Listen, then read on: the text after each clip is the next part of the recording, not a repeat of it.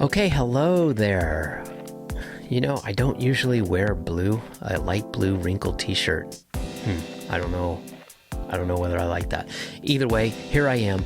Let's talk about bookstore events.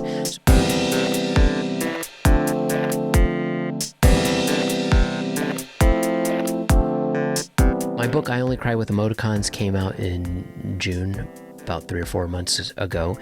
And I've done about 9 book events, mostly at bookstores. And I kind of wanted to talk about those bookstore events because I think bookstore events are extra interesting right now. Wow, I'm usually not that optimistic sounding. But I was pretty damn scared and nervous about this whole thing and kind of dreading aspects of it. And it turns out I loved doing them. And I kind of want to talk about why. And there's really one main element, and that's like I made it my own thing in my own way. So let's talk that through a little bit more.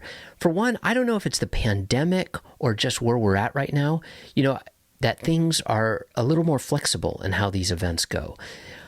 Beforehand, I remember book events being like, okay, some author would come up to introduce the main author, and they would say how great the author was in all these various ways for 5 or 10 minutes, blah, blah, blah. And then the author would come on stage and say, thank you, here's my book. And then they read from the book and then do Q&A.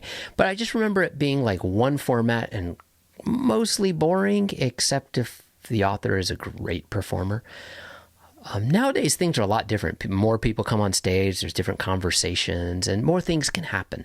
What I did is I decided to do like a 6-minute intro video of a stick figure Yuvi talking to the audience. For those of you who've been watching my YouTube videos, you're probably like, of course you did a dumb animated video for your event. The stick figure Yuvi kind of talked through how I was feeling, all my worries and fears and where I'm at. And I loosely connected it to the book, so it wasn't just like, here are all the things Yuvi's worried about, but here are all the things Yuvi's worried about, and here's how it fits into the themes of the book. So I kind of worked it in.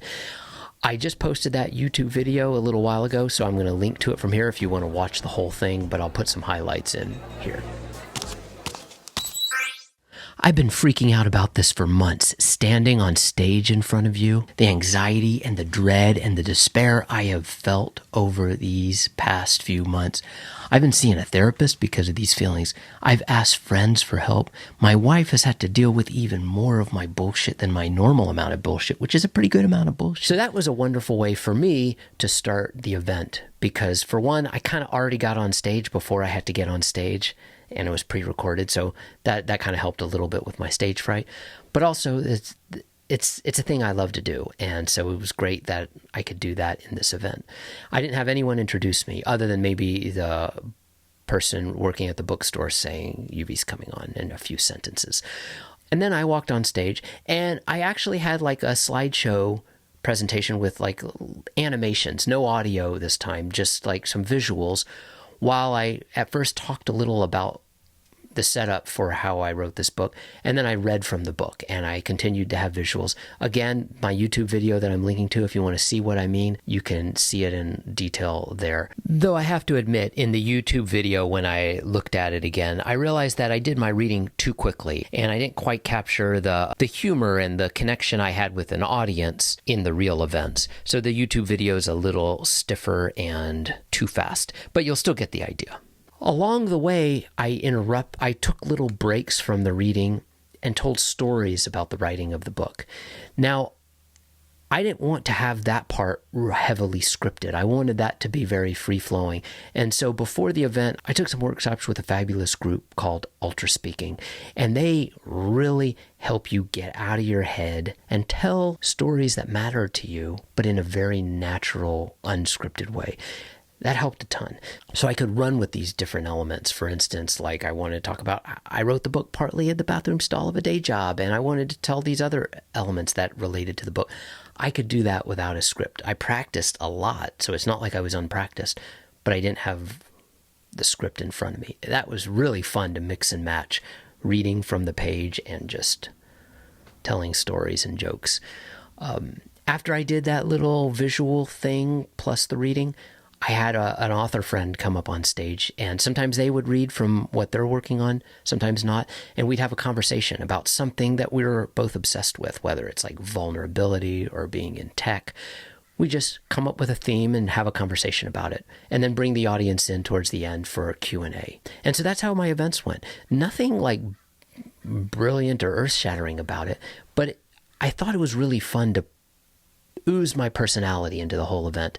Obviously, you know, for me, I like to do these little animation thingies, and so I infused them into the event. But I've seen other authors do different things. My friend Laura Stanfill, her great novel, Singing Lessons for the Stylish Canary, a character in that book is, let me get this right, a master craftsman of sarinettes, which is like this musical instrument used to teach melodies to songbirds.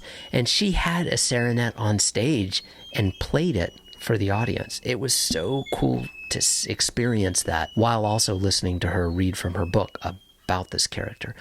So all that to say, there's many ways to go about it, but the two key things I latched onto, that my whole point of this whole video is, I made it my own thing. Like, I made this event very personal to like the kind of shit I am obsessed with.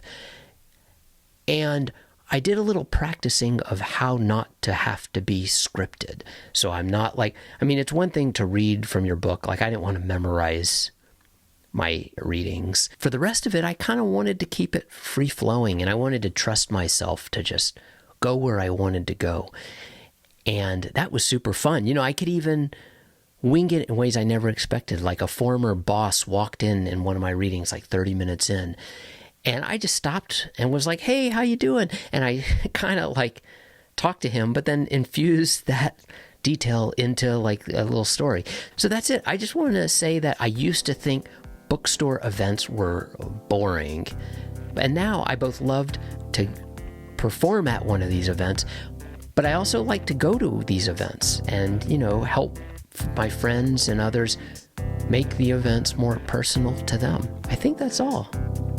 I mean, I have a list here of things I was supposed to talk about, and I kind of ignored the list and just ran with it. Maybe that's the whole point. Okay, take care, and next time I'm going to try not to wear a wrinkled light blue shirt.